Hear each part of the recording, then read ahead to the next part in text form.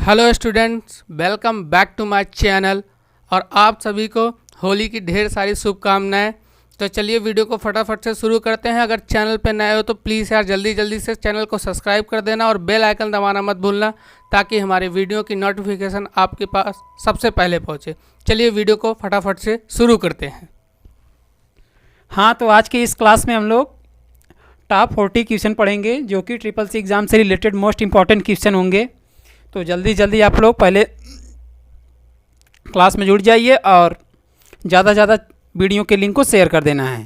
तो हम लोग फर्स्ट क्वेश्चन पे आ जाते हैं।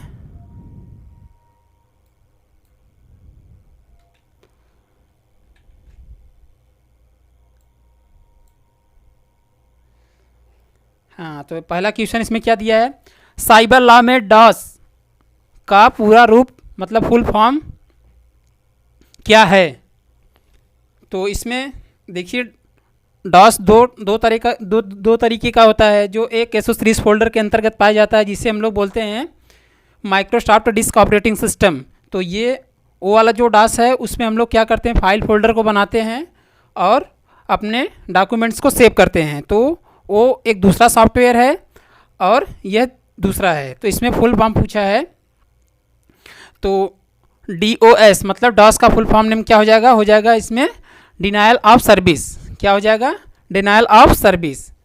तो ट्रिपल सी एग्जामिनेशन में 10 से 15 क्वेश्चन फुल फॉर्म से रिलेटेड रहते हैं।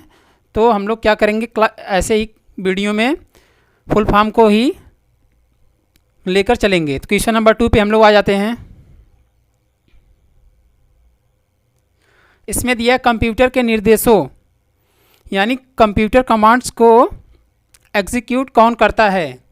मतलब जैसे कंप्यूटर सिस्टम में कोई भी हम लोग कीबोर्ड के माध्यम से कमांड को देते हैं, तो वो CPU में किस मेमोरी के अंतर्गत वो चेंज करके डिस्प्ले पर शो करता है, यानी उसमें प्रोसेस करके डिस्प्ले पर जो शो करता है वो किसके माध्यम से करता है। तो उसी का ये नाम पूछा है। तो इसमें फिर वापस क्वेश्चन पढ़ेंगे। दिया इसमें कंप्यूटर के निर्देशों कंप्यूटर कमांड्स को क्रियावन यानी एग्जीक्यूट कौन करता है। तो एक CPU में ALU पाया जाता है, जिसका फुल फॉर्म नेम होता है अर्थमेटिक लॉजिक यूनिट। तो ALU जो होता है वह जो भी आप कीबोर्ड के माध्यम से कमांड देते हैं तो उसको पहले कन्वर्ट करता है, उसके बाद डिस्प्ले पर वो शो करता है। तो कोई भी आप कमांड कीबोर्ड से प्रेस करेंगे तो वो पहले कन्वर्ट करके तब ALU के माध्यम से शो करेगा। क्वेश्चन नंबर 3 पे हम लोग आ जाते हैं। इसमें दिया है पैकमैन नामक प्रसिद्ध कंप्यूटर किस काम के लिए बनाया गया है। तो जैसे हर एक कंप्यूटर अलग अलग यूज़ के पर्पस के लिए बनाए गए हैं, तो ऐसे एक पैकमैन नाम का कंप्यूटर है, उसको किस यूज़ में मतलब किस यूज़ में इसको प्रयोग करते हैं। तो इसको हम लोग किस में करते हैं, स्पोर्ट्स के लिए करते हैं। तो जो पैकमैन कंप्यूटर होता है उसको केवल स्पोर्ट्स के लिए ही प्रयोग किया जाता है। तो इसका आंसर क्या हो जाएगा, स्पोर्ट्स। क्वेश्चन नंबर 4 पे हम लोग आ जाते हैं। इसमें दिया है माइक्रो प्रोसेसर कंप्यूटर किस जनरेशन से संबंधित है। मतलब माइक्रो प्रोसेसर कंप्यूटर मतलब जिस CPU में माइक्रो प्रोसेसर लगाया गया है वो किस जनरेशन में माइक्रो प्रोसेसर को लॉन्च किया गया था, उसी का ये जनरेशन पूछा है। तो पहले क्या होता था, फर्स्ट जनरेशन में वैक्यूम ट्यूब का यूज होता था CPU में। तो ऐसे ऐसे जनरेशन को चेंज किया गया है। तो माइक्रो प्रोसेसर जो बनाया गया है वो किस जनरेशन बना है, उसी को पूछा है ये। वापस क्वेश्चन के बार फिर पढ़ना है।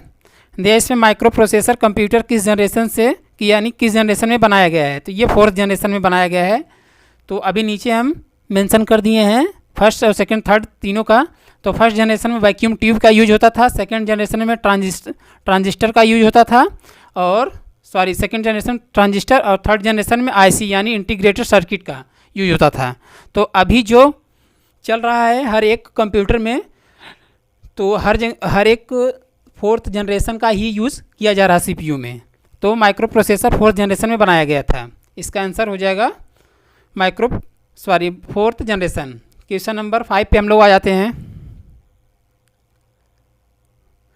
इसमें दिया है वह मेमोरी यूनिट जो सीपीयू से डायरेक्ट संपर्क करता है वह क्या कहलाता है? तो कंप्यूटर में 2 टाइप्स के मेमोरी होते हैं। तो जो भी हम लोग कंप्यूटर में डेटा को स्टोर करते हैं वो पहले किससे कनेक्ट होता है, मतलब किस में वो स्टोर होता है, उसी को ये पूछा है। तो इसमें फर्स्ट हो जाता है रोम, जिसका फुल फॉर्म होता है रीड ऑनली मेमोरी, और सेकंड हो जाता है रैम। रैम का फुल फॉर्म क्या हो जाता है? Random access memory. तो जो भी हम लोग कंप्यूटर से कमांड, यानी जैसे एग्जांपल वर्ड पैड ऑन किए हैं और उसमें हम लोग नाम एड्रेस लिख के कंट्रोल एस के माध्यम से सेव कर रहे हैं, तो वह जो फाइल होता है वो किस में जाकर सेव करता है? तो पहले वो जो भी डाटा हम लोग लिखते हैं वो रैम पर उस टाइम रहता है। उसके बाद जब कंट्रोल एस के माध्यम से हम लोग डायरेक्ट फाइल का नाम पूरा एंटर कर देते हैं, तब वो जाकर आपके इंटरनल यानी स्टोरेज में सेव होता है। तो इसका आंसर क्या हो जाएगा? सेकेंडरी मेमोरी, जिसका सेकेंडरी मेमोरी कौन सा होगा? रैम होगा, यानी random access memory. Question number 6 पे हम लोग आ जाते हैं। इसमें दिया है अप्रार्थनीय संदेश प्रणाली यानी सिस्टम एब्यूज मैसेजिंग सिस्टम का दुरुपयोग करना क्या कहलाता है? तो जैसे मैसेज जो कंप्यूटर सिस्टम में जैसे ईमेल आईडी सब लोग यूज़ करते हैं, उसमें जो अनावश्यक मैसेज जो रहते हैं उसको वो किस में डिलीट करके भेजता है?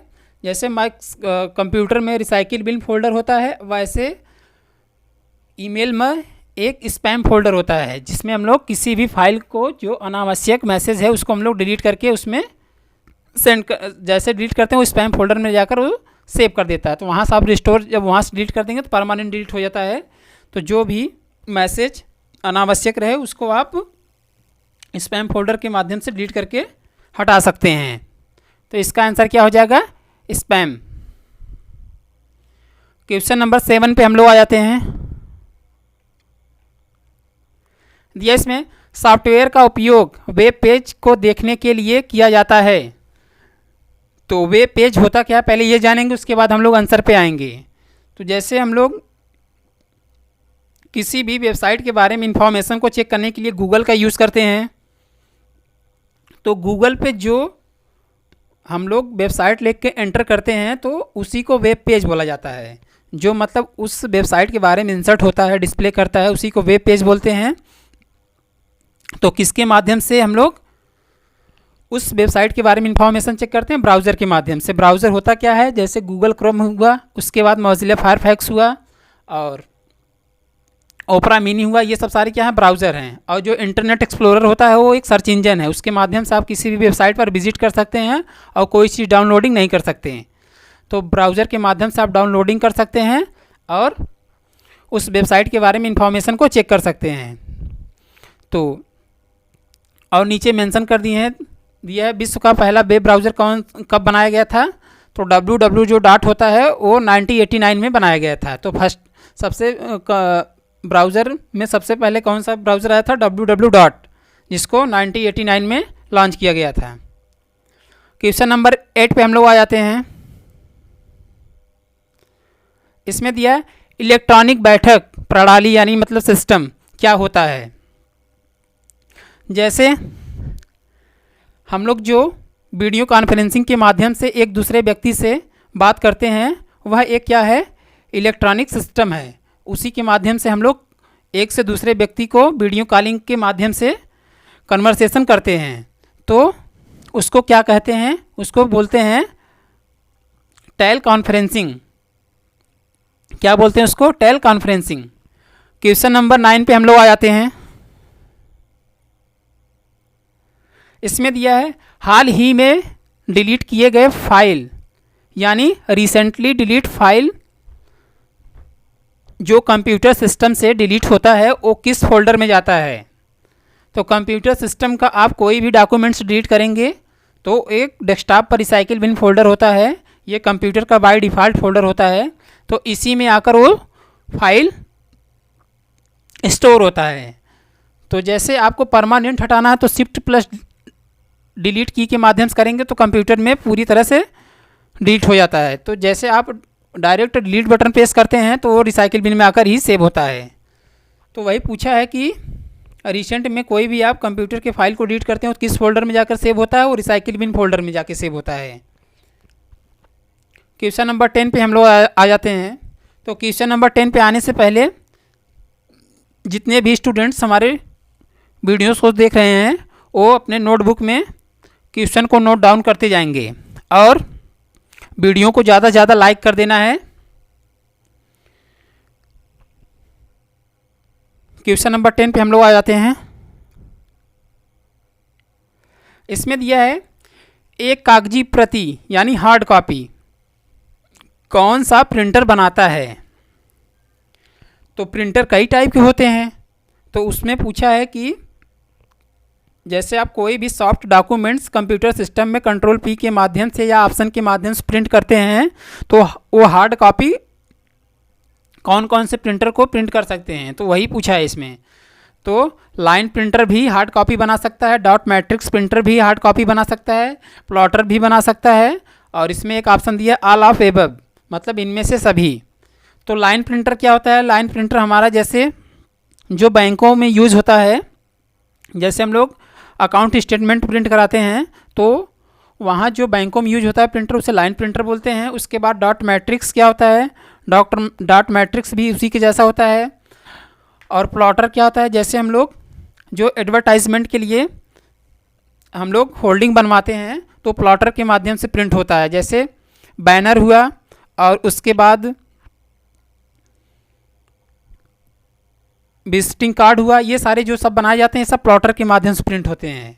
तो ये सब सारे प्रिंटर हमारे हार्ड कॉपी को प्रिंट करते हैं। तो इसका आंसर क्या हो जाएगा? Line printer, dot matrix printer और प्लॉटर प्रिंटर। क्वेश्चन नंबर 11 पे हम लोग आ जाते हैं।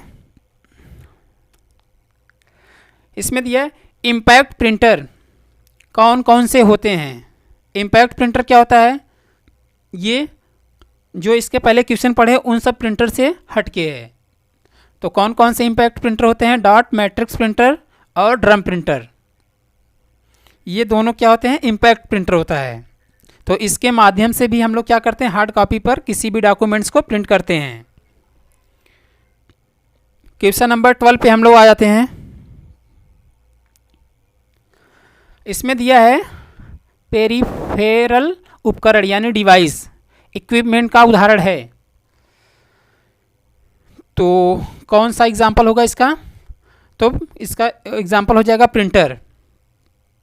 तो पेरिफेरल डिवाइस को हम लोग किसके नाम से जानते हैं? प्रिंटर के भी नाम से जानते हैं। तो इसका आंसर क्या हो जाएगा? प्रिंटर। क्वेश्चन नंबर 13 पे हम लोग आ जाते हैं। इसमें दिया है एक हाइब्रिड कंप्यूटर होता है, मतलब हाइब्रिड कंप्यूटर कौन सा होता है वही पूछा है। तो जैसे पेट्रोल पंप पे जो हम लोग फ्यूल को अपने बाइक में भरवाते हैं तो जो जिसके माध्यम से फ्यूल दिया जाता है वो हाइब्रिड कंप्यूटर के माध्यम से हाइब्रिड कंप्यूटर का यूज़ वहाँ पर किया जाता है। जैसे हम लोग जितने अमाउंट का फ्यूल को लेते हैं उस पर उतने की प्रेस किया कर देते हैं, उसके बाद उतना ही फ्यूल उसमें से निकलता है। तो किस कंप्यूटर के माध्यम से फ्यूल को दिया जाता है? हाइब्रिड कंप्यूटर के माध्यम से। तो पेट्रोल पंप पे यूज होता है और टेम्परेचर मापने के लिए करते हैं। तो बड़े बड़े वर्क के लिए हाइब्रिड कंप्यूटर का यूज़ किया जाता है। तो इसका आंसर क्या हो जाएगा? रिसाइबल डिजिटल कंप्यूटर और रिसाइबल एनालॉग कंप्यूटर, इसका आंसर यही होगा। क्वेश्चन नंबर 14 पे हम लोग आ जाते हैं। इसमें दिया है CPU यानी कंट्रोल प्रोसेसिंग यूनिट सीधा dot dot dot language computer language को समझ सकता है। मतलब जैसे हम लोग जो भी कीबोर्ड के माध्यम से कोई भी डेटा को इनपुट करते हैं तो किस लैंग्वेज में कंप्यूटर समझता है? तो किस लैंग्वेज में समझता है? मशीन लैंग्वेज में समझता है। तो पहले जाकर ALU में कन्वर्ट करता है, उसके बाद मशीन लैंग्वेज में चेंज करके डिस्प्ले पर आउटपुट प्रदान करता है। तो इसका आंसर क्या हो जाएगा? Machine language. क्वेश्चन नंबर 50 पे हम लोग आ जाते हैं। तो क्वेश्चन नंबर 50 पे आने से पहले हम यही बोलना चाहेंगे कि आप लोग ज़्यादा से ज़्यादा क्वेश्चन को लिखेंगे, और अभी जो नेक्स्ट मंथ में एग्ज़ाम होने वाला है सब प्रीवियस ईयर का क्वेश्चन वो रिपीट करता है हर बार एग्ज़ाम में। तो आप ज़्यादा से ज़्यादा अपने नोटबुक में उसको नोट डाउन करेंगे, और चैनल पे पहली बार आए हो तो चैनल को ज़्यादा से ज़्यादा चैनल को सब्सक्राइब कर लेंगे और बेल आइकन प्रेस कर देंगे, ताकि कोई भी इन्फॉर्मेशन हो आपके पास वो पहले पहुँचे। तो आज के इस क्लास में हम लोग टोटल 40 क्वेश्चन पढ़ेंगे जो मोस्ट इम्पॉर्टेंट क्वेश्चन होंगे। तो वीडियो को पूरा आप लोग देखेंगे। क्वेश्चन नंबर हम लोग 50 पे हम लोग आ जाते हैं। इसमें दिया है अच्छी गुणवत्ता यानी बेस्ट क्वालिटी का चित्रलेख मतलब ग्राफिक्स कौन उत्पन्न करता है, मतलब कौन प्रिंट करता है एक तरीके से। तो जो प्लॉटर प्रिंटर होता है वो एक बेस्ट क्वालिटी का कोई भी डिज़ाइन को प्रिंट करता है। प्लॉटर भी बताए थे क्या होता है, ये एडवर्टाइजमेंट से रिलेटेड डॉक्यूमेंट्स को बनाने के लिए प्रयोग किया जाता है, जैसे फोल्डिंग हुआ और उसके बाद विजिटिंग कार्ड हुआ। तो इस टाइप के जो डॉक्यूमेंट्स होते हैं वो सब प्लॉटर प्रिंटर के माध्यम से प्रिंट किए जाते हैं। तो इसका आंसर क्या हो जाएगा? Plotter printer. क्वेश्चन नंबर 16 पे हम लोग आ जाते हैं। इसमें दिया है लेज़र प्रिंटर से संबंधित है, मतलब लेज़र प्रिंटर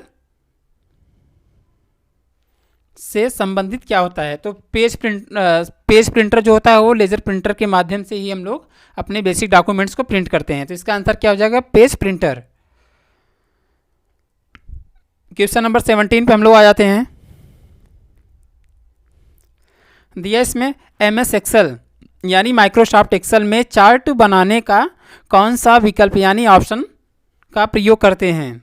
तो जैसे हमको कोई भी डॉक्यूमेंट्स को बनाए हुए हैं उसको हमको चार्ट के फॉर्मेट में उसको एक्सेल शीट पर व्यू करना है, तो किस ऑप्शन के माध्यम से हम लोग चार्ट को इंसर्ट करेंगे। तो किससे करेंगे? वो इंसर्ट चार्ट ऑप्शन के माध्यम से हम लोग एक्सेल शीट पर चार्ट को डिस्प्ले कर सकते हैं, यानी उसमें बना सकते हैं। तो इसका आंसर क्या हो जाएगा? Insert chart option. Question number 18 पे हम लोग आ जाते हैं। इसमें दिया है लॉजिकल अनुक्रम यानी लॉजिकल सीक्वेंस में डाटा को व्यवस्थित करना क्या कहलाता है। जैसे एग्जाम्पल क्या होगा इसमें, जैसे हम लोग कोई अल्फ़ाबेट वाइज फाइल या फोल्डर को बनाए हुए हैं, उसको एक सीक्वेंस यानी एक असेंडिंग ऑर्डर में रखने के लिए हम लोग किस ऑप्शन का यूज़ करेंगे कंप्यूटर सिस्टम में। तो किस ऑप्शन का करेंगे? सॉर्टिंग ऑप्शन के माध्यम से हम लोग कंप्यूटर सिस्टम में अल्फ़ाबेट वाइज डेटा को इनपुट कर सकते हैं। क्वेश्चन नंबर 19 पे हम लोग आ जाते हैं। इसमें दिया है MS पावर पॉइंट यानी माइक्रोसॉफ्ट पावर पॉइंट में अधिकतम जूम कितना प्रतिशत होता है। तो देखिए जूम हर एक सॉफ्टवेयर में अलग अलग होता है, तो इसमें ये पावर पॉइंट का पूछा हुआ है। तो पावर पॉइंट में मैक्सिमम 400 होता है और मिनिमम 10% होता है, और माइक्रोसॉफ्ट वर्ड में मैक्सिमम 500% होता है और मिनिमम 10% होता है, और माइक्रोसॉफ्ट एक्सेल में 400% होता है और मिनिमम 10% होता है। तो पावर पॉइंट और MS एक्सेल में एक जैसा मतलब इक्वल जूम होते हैं, और MS वर्ड में केवल 100+ होता है यानी 500 उसमें होता है। तो माइक्रोसॉफ्ट पावर पॉइंट में मैक्सिमम जूम कितने होते हैं? 400% होते हैं। क्वेश्चन नंबर 20 पे हम लोग आ जाते हैं। इसमें दिया है बाहरी आक्रमण यानी आउटसाइड अटैक से नेटवर्क को बचाने का तरीका क्या है। तो मतलब जैसे कंप्यूटर सिस्टम में जो भी हम लोग पेन ड्राइव को यूज़ करते हैं या किसी वेबसाइट पर जब विज़िट करते हैं ब्राउज़र के माध्यम से, तो कुछ ऐसे फाइल्स होते हैं जो कंप्यूटर सिस्टम में वायरस के फॉर्मेट में वो स्टोर हो जाते हैं। तो वो उस वायरस को रोकने के लिए हम लोग कंप्यूटर सिस्टम में किसका यूज़ करते हैं? तो एक होता है फायरवॉल। यह एक एंटीवायरस है, वो कंप्यूटर सिस्टम में जब फॉर्मेट किया जाता है उसी टाइम ये सॉफ्टवेयर को इंस्टॉल कर दिया जाता है ताकि कोई भी अदर वायरस आए तो वो वहाँ उसको वो रोक सके। तो उस वायरस को रोकने के लिए किस सॉफ्टवेयर का यूज़ करते हैं? फायरवॉल का यूज़ करते हैं। तो आज की इस क्लास में हम लोग 40+ क्वेश्चन पढ़ेंगे। तो ये एक पीडीएफ हम लोग कंप्लीट कर लिया, हम लोग सेकेंड पीडीएफ को अब पढ़ेंगे। तो ज़्यादा से ज़्यादा आप लोग क्या करेंगे, चैनल को सब्सक्राइब कर लेंगे और बेल आइकन को प्रेस कर लेना ताकि कोई भी इन्फॉर्मेशन हो आपके पास वो पहले पहुँचे, और वीडियोस को ज़्यादा से ज़्यादा लाइक कर देना है। तो हम लोग सेकेंड पे आ जाते हैं।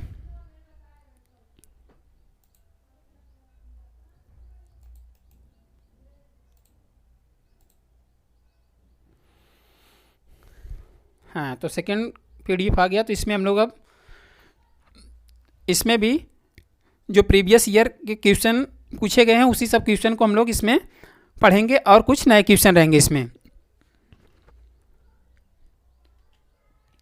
तो थोड़ा सा सेटिंग है उसको भी कर लेते हैं, उसके बाद हम लोग क्लास को अच्छे से अटेंड कर पाएंगे।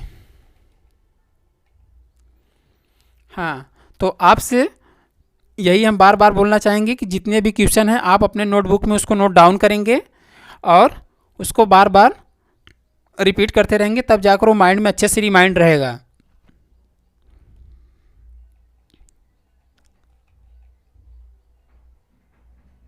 तो इसमें दिया है कंप्यूटर प्रोग्राम हेतु विकसित की गई सर्वप्रथम भाषा लैंग्वेज कौन सी है? मतलब कंप्यूटर सॉफ्टवेयर में सबसे पहले कौन से लैंग्वेज का यूज़ किया गया था? तो किसका किया गया था? तो इसमें फॉर्ट्रान यानी यह एक लैंग्वेज है, जैसे जावा लैंग्वेज होता है एंड्रॉयड सिस्टम के लिए, वैसे कंप्यूटर सिस्टम में फॉर्ट्रान लैंग्वेज होता है जिसको 1957 में बनाया गया था। जॉन बैकेस ने इस लैंग्वेज को बनाए थे। तो सबसे पहले कौन से लैंग्वेज का यूज़ किया गया था? फॉर्ट्रान लैंग्वेज का, जिसको 1957 में बनाया गया था। और कौन बनाए थे इसको? जॉन बैकेस ने बनाए थे। क्वेश्चन नंबर 2 पे हम लोग आ जाते हैं। इसमें दिया सबसे पहले कंप्यूटर का नाम क्या था? तो जो मतलब फर्स्ट टाइम जो कंप्यूटर को जब बनाया गया था तो उस कंप्यूटर का नाम क्या था? तो एनियाक सबसे पहले जो कंप्यूटर बनाया था उसका नाम था। उसको कब बनाया गया था? 1946 में, यानी 1946 में बनाया गया था। तो एनियाक कंप्यूटर का फुल फॉर्म नेम क्या हो जाता है? नीचे हम मेंशन कर दिए हैं। इसमें दिया electronic numerical integrated and computer. क्या हो जाएगा? Electronic numerical integrated and computer. इसको कब बनाया गया था? 1946 में बनाया गया था। तो सबसे पहले कंप्यूटर का नाम यही था। क्वेश्चन नंबर 3 पे हम लोग आ जाते हैं। इसमें दिया है जब एक से अधिक कंप्यूटर को जोड़कर डाटा या इंफॉर्मेशन शेयर किया जाता है तो उसे क्या कहते हैं?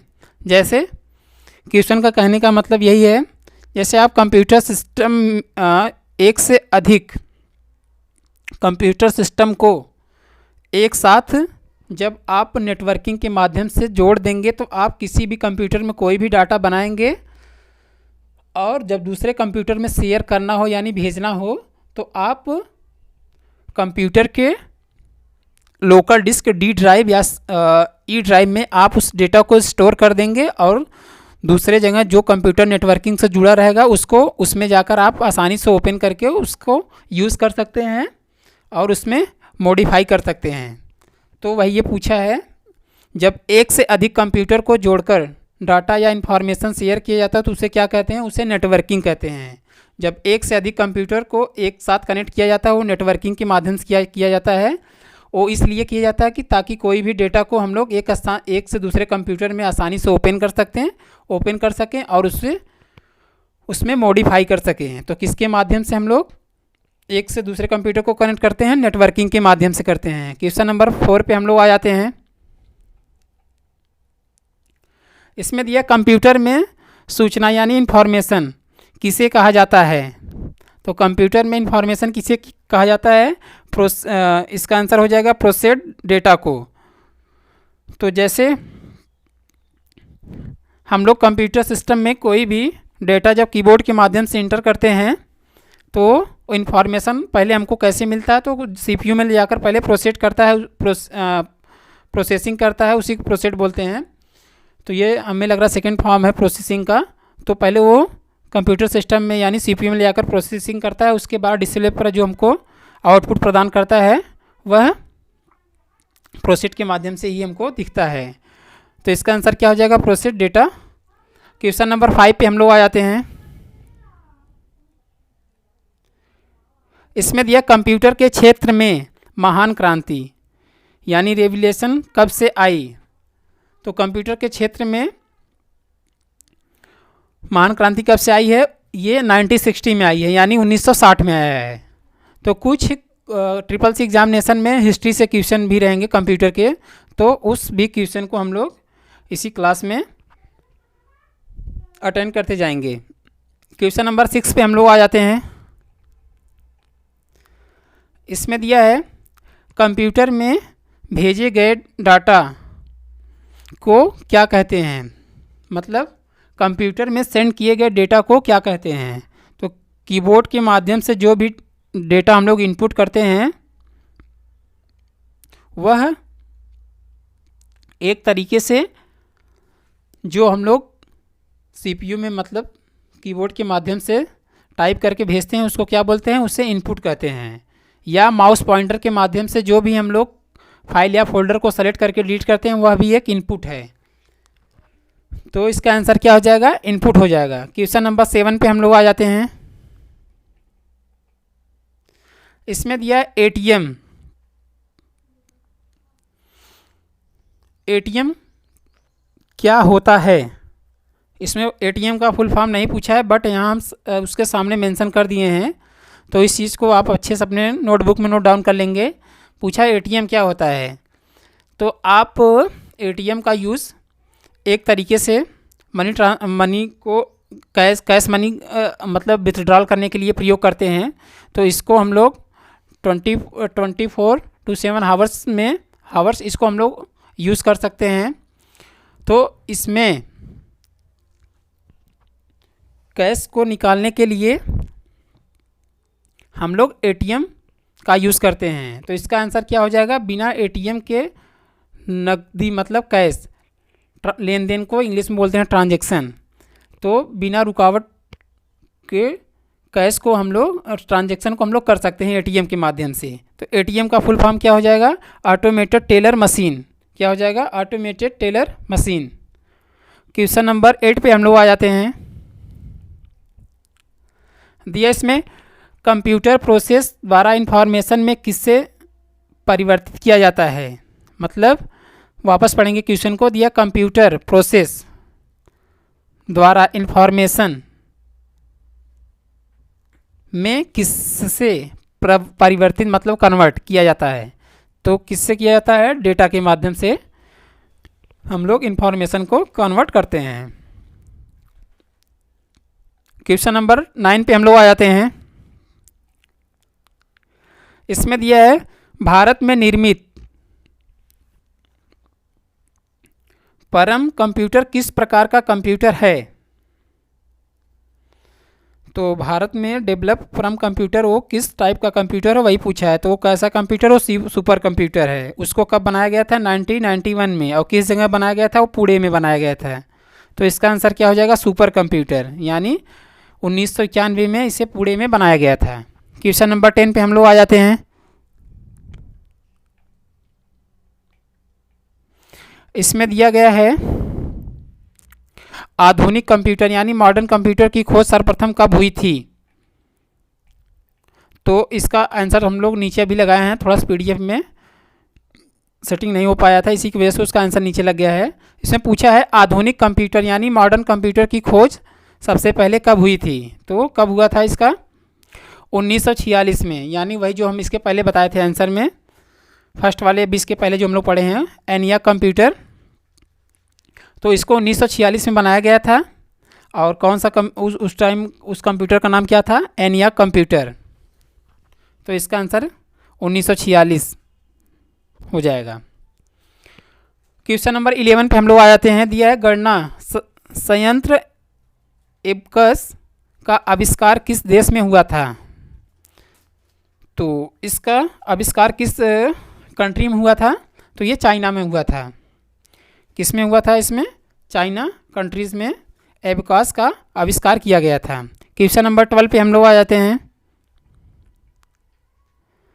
इसमें दिया इंटीग्रेटेड सर्किट यानी आईसी चिप का विकास किसने किया था? मतलब जो थर्ड जनरेशन में इंटीग्रेटेड आईसी का सीपीयू में यूज़ किया गया है उसको कौन वैज्ञानिक द्वारा बनाया गया था, वही पूछा है। तो ये किसके द्वारा बनाया गया था? ये बनाया गया था J.S. किल्वी के द्वारा बनाया गया था आईसी चिप को। तो क्वेश्चन नंबर 13 पर हम लोग आ जाते हैं। दिया इसमें रैम किस तरह की मेमोरी है? तो इसके पहले भी बताए थे और फिर वापस पूछा है, बट ये थोड़ा दूसरे तरीके से पूछा है। इसमें पूछा है रैम किस तरीके की मेमोरी है। तो रैम का फुल फॉर्म हो जाता है रैंडम एक्सेस मेमोरी, और यह कंप्यूटर का मेन मेमोरी होता है जिस पर हम लोग किसी भी प्रोग्राम को इंस्टॉल करके ऑपरेट करते हैं। तो रैम किस तरह का मेमोरी है? मेन मेमोरी है। तो इसका आंसर क्या हो जाएगा? Main memory. क्वेश्चन नंबर 14 पे हम लोग आ जाते हैं। दिया इसमें सीपीयू के लिए सामान्य गणितीय यानी मैथमेटिकल कैलकुलेशन कौन करता है? तो कौन करता है सीपीयू में? तो ALU करता है। ये ALU का फुल फॉर्म इसके पहले बताए हैं, वापस बता रहे हैं। दिया अर्थमेटिक लॉजिक यूनिट। तो ALU का फुल फॉर्म क्या हो जाएगा? Arithmetic logic unit. और कंप्यूटर सिस्टम में मैथमेटिकल कैलकुलेशन ALU के माध्यम से किया जाता है। क्वेश्चन नंबर 15 पे हम लोग आ जाते हैं। दिया इसमें मदरबोर्ड पर सीपीयू को दूसरे पुर्जों से कौन जोड़ता है? तो मतलब कहने का मतलब यही है, मदरबोर्ड में जो सीपीयू में मदरबोर्ड लगे रहते हैं और उसके अलग अलग जो पार्ट कनेक्ट होते हैं वो किसके माध्यम से कनेक्ट होते हैं? तो सिस्टम बस के माध्यम से वो सब सारे पार्ट कनेक्ट होते हैं। जैसे USB जो हम लोग कंप्यूटर सिस्टम में यूज़ करते हैं, तो USB का जो लगा रहता है पार्ट वो मदरबोर्ड से ही कनेक्ट होता है, और जो पावर बटन होता है वो भी मदरबोर्ड से कनेक्ट होता है। ये सब जो वायर कनेक्ट होते हैं वो किसके माध्यम से होते हैं? वो सिस्टम बस के माध्यम से मदरबोर्ड में सब वायर कनेक्ट होते हैं। तो इसका आंसर क्या हो जाएगा? सिस्टम बस। क्वेश्चन नंबर 16 पे हम लोग आ जाते हैं। दिया इसमें कंप्यूटर भाषा यानी कंप्यूटर लैंग्वेज ग्लोबल किसके लिए उपयोगी है? तो कंप्यूटर लैंग्वेज ग्लोबल किसके लिए उपयोगी है? ये व्यावसायिक कार्य के लिए उपयोग किया जाता है। तो ग्लोबल का फुल फॉर्म क्या हो जाएगा? नीचे ये मेंशन कर दिए हैं, तो आप अच्छे से अपने नोटबुक में नोट डाउन कर लेंगे। तो ग्लोबल का फुल फॉर्म हो जाएगा कॉमन बिजनेस ओरिएंटेड लैंग्वेज। क्या हो जाएगा? Common business oriented language. तो SSC एग्जामिनेशन में फुल फॉर्म से रिलेटेड भी 10 से 15 क्वेश्चन आते हैं। तो जो इंपॉर्टेंट क्वेश्चन है फुल फॉर्म से रिलेटेड हम वो यहाँ उसका फुल फॉर्म मेंशन कर दिए हैं, तो आप अच्छे से नोट डाउन इसको करेंगे। तो इसका आंसर क्या हो जाएगा? व्यावसायिक कार्य के लिए global language computer language global का यूज़ किया जाता है। क्वेश्चन नंबर 17 पे हम लोग आ जाते हैं। इसमें दिया है किसने बेसिक कंप्यूटर भाषा यानी लैंग्वेज कंप्यूटर लैंग्वेज का विकास किया था? तो बेसिक लैंग्वेज कंप्यूटर में कौन वैज्ञानिक ने लॉन्च किए थे, उसी का ये नाम पूछा है। तो कौन किए थे ये? जॉन जी, इनका नाम है जॉन जी कैमिनी। क्या नाम हो जाएगा इसमें? जॉन जी कैमिनी। तो कंप्यूटर सिस्टम में बेसिक लैंग्वेज को इन्हीं ने डेवलप किए थे। क्वेश्चन नंबर 18 पे हम लोग आ जाते हैं। देश में पास्कल क्या है? तो कंप्यूटर में पास्कल क्या होता है? एक पास्कल एक लैंग्वेज होता है। तो कंप्यूटर का यह एक भाषा है। इसका आंसर क्या हो जाएगा? कंप्यूटर की एक भाषा है। तो जैसे हम लोग इसके पहले पढ़े थे, कौन सा लैंग्वेज पूछा था उसमें, जैसे एग्जांपल में हम बताए थे जावा लैंग्वेज, और एक दो और ऐसे बताए थे। तो ये सब जो लैंग्वेज हैं तो कंप्यूटर का एक तरीके से वो सब भाषा हैं। हाँ, इसके पहले बताया था मशीन लैंग्वेज। जैसे हम लोग कोई भी जब डेटा को टाइप करके कीबोर्ड के माध्यम से इनपुट करते हैं कंप्यूटर सिस्टम में, तो मशीन लैंग्वेज में कन्वर्ट करके तब डिस्प्ले पर शो करता है। तो ऐसे एक पास्कल भी लैंग्वेज है, तो कंप्यूटर का यह एक लैंग्वेज हो जाता है। क्वेश्चन नंबर 19 पे हम लोग आ जाते हैं। दिया इसमें किस प्रोग्राम का चित्र के रूप में प्रदर्शन क्या कहलाता है। क्वेश्चन थोड़ा सा फिर से वापस पढ़ेंगे। दिया इसमें किस प्रोग्राम का चित्र यानी फिगर के रूप में प्रदर्शन यानी डिस्प्ले करना क्या कहलाता है। ऐसे क्वेश्चन होना चाहिए, बट ये थोड़ा सा इसमें हमें लग रहा है मिस टाइपिंग हुआ है। क्या की जगह क्या प्रदर्शन क्या कहलाता है, ये चीज़ होना चाहिए। तो इसको क्या बोलते हैं, फ्लो चार्ट के माध्यम से हम लोग किसी भी फिगर को प्रदर्शित कर सकते हैं। तो इसका आंसर क्या हो जाएगा, फ्लो चार्ट। क्वेश्चन नंबर 20 पे हम लोग आ जाते हैं। तो आज के इस क्लास का ये लास्ट क्वेश्चन होगा। तो जितने भी हम लोग क्वेश्चन पढ़े हैं 40 क्वेश्चन सब मोस्ट इंपॉर्टेंट क्वेश्चन हैं। तो ये सब प्रीवियस ईयर में पूछे गए हैं और कुछ नए क्वेश्चन थे। तो क्वेश्चन नंबर 20 पे हम लोग आ जाते हैं। देश में कौन सा सबसे कॉमन प्रकार का स्टोरेज डिवाइस है। तो स्टोरेज डिवाइस होता क्या है पहले ये जानेंगे, उसके बाद हम लोग आंसर पे आएंगे। तो स्टोरेज डिवाइस जिसमें है, जिसको हम लोग एक तरीके से मेमोरी कार्ड बोलते हैं, उसी को स्टोरेज डिवाइस भी बोला जाता है। तो जो मेमोरी कार्ड बनाया जाता है वो किस के माध्यम से बनाया जाता है, उसी को ये पूछ रहा है। तो जैसे हम लोग अपने फ़ोन में मेमोरी यूज़ करते हैं किसी भी डेटा को स्टोर करने के लिए, यानी अपने इमेज या वीडियोस को स्टोर करने के लिए, तो वो जो मेमोरी बना होता है वो किसके माध्यम से बना होता है, वो मैग्नेटिक के माध्यम से बना होता है। तो कोई भी स्टोरेज डिवाइस हो वो हर एक में मैग्नेटिक का यूज़ किया जाता है। तो इसका आंसर क्या हो जाएगा, मैग्नेटिक। तो आज के इस क्लास का ये लास्ट क्वेश्चन था। तो जितने भी क्वेश्चन पढ़े सब हम लोग मोस्ट इम्पॉर्टेंट क्वेश्चन थे। तो ज़्यादा से ज़्यादा आप लोग इस वीडियो के लिंक को आप अपने दोस्तों के साथ व्हाट्सएप और फेसबुक ग्रुप पर सेंड करेंगे और वीडियो को लाइक कर देना है और कमेंट सेक्शन में मेंशन कर देना है कि क्वेश्चन, जिस भी क्वेश्चन में आपको डाउट हो आप वहाँ मेंशन कर देंगे। वापस हम नेक्स्ट वीडियो में उस क्वेश्चन को वापस अच्छे से बता पाएंगे। और चैनल को सब्सक्राइब करके बेल आइकन प्रेस कर दीजिएगा ताकि कोई भी इन्फॉर्मेशन हो वो आपके पास पहले पहुँचे। तो आज के लिए इतना ही। Thank you.